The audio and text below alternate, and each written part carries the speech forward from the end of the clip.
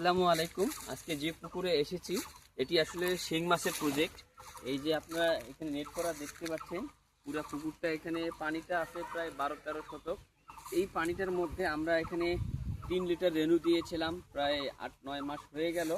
এখান থেকে আমরা 10,000 মাছ রেনু বিক্রি করেছিলাম এবং 60-70 হাজার মাছ অন্য পুকুরে ট্রান্সফার করেছিলাম।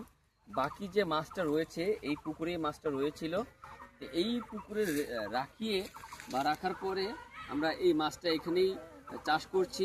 জানি না এখন মাছটা কতগুলো আছে, তবে মাছটা খুব পিন মাছ রয়েছে। এই পিন মাছটা অনেক সংখ্যা আমরা দেখেছি। তো আসলে এই মাছটা আমরা হয়তোবা এপ্রিলের 14 তারিখ বা 15 তারিখে মাছটা বিক্রি করব। এখন খাবারের সময়, আসলে খাবার দিয়ে দেখছি যে আসলে মাছ কী পরিমাণ আছে। তো এই জন্যে আমরা দেখতেছি। এই যে এই পাশে আপনারা দেখেন, এই যে এই শিংগুলো রয়েছে, এখানে অসংখ্য শিং রয়েছে। তো আশা অনুরূপ এখানে প্রায় 40 কেজির মতো খাদ্য যায়। যদি আমরা 1 কেজিতে 1 মণ করে মাছ ধরি, তাহলে আমরা মনে করব যে 1 কেজিতে 1 মণ করে মাছ ধরলে তাহলে 40 কেজিতে 40 মণ মাছ বা 45 মণ মাছ এরকম হবে। তো দিনের বেলায় এই শিং মাছগুলো খুবই কম দেখা যায় এবং দিনের বেলায় এই মাছটা আসলে সহজে বোঝা যায় না যে কতটা কেজিতে। তো এই মাছটা মূলত রাতেতে খাদ্য খাইতে বেশি স্বাচ্ছন্দ্য বোধ করে। তো এইখানে আমরা মাছটা হয়তোবা এপ্রিলের 15 তারিখের দিকে আমরা এই মাছটা তুলব। এখানে বড় ছোট মিলিয়ে সব মাছে আছে।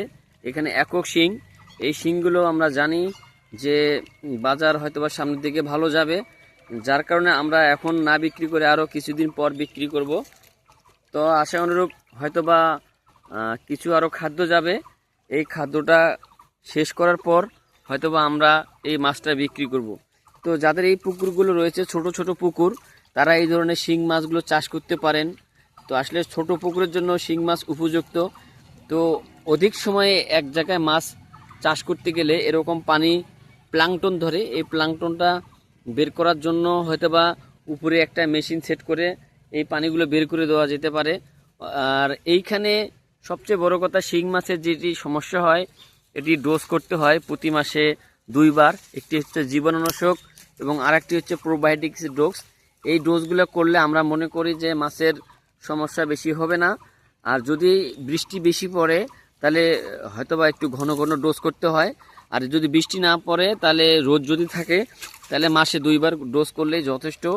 আর দেখতে হবে যে মাছের খাদ্য রুচি কীরকম, এটি আসলে লক্ষ্য রাখতে হয়।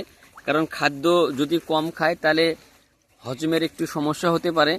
এই হজমের সমস্যার জন্য বিভিন্ন জাইম আছে, এই জাইমগুলো প্রয়োগ করলে, খাদ্যের সঙ্গে প্রয়োগ করলে, তাহলে এই মাছগুলো খাদ্য খাবে। আর সবচেয়ে বড় কথা, শিং মাছের প্রজেক্টগুলো ছোট ছোট করলে যদি কোনো আক্রান্ত মাছ হয়ে থাকে তাহলে সেটি তাৎক্ষণিকভাবে ট্রিটমেন্ট করে মাছটাকে সুস্থ করা যায়। আর যদি বড় পুকুর হয়ে থাকে তাহলে সেখানে খুব সমস্যা হয়ে যায়। তো ছোট পুকুরে এরকম আপনারা শতকে 1200 থেকে 1300 মাছ দিবেন এবং সেটি হবে মা মাছ।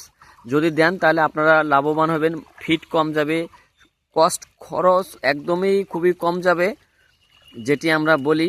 তা আসলে যারা মাছ চাষ করবেন দেখে শুনে করবেন, যাতে করে লাভ হয়। এই জন্যই বললাম, এই ভিডিওগুলো করি আপনাদের জন্যই। আপনারা দেখবেন, পাশে থাকবেন। সবাইকে অসংখ্য ধন্যবাদ।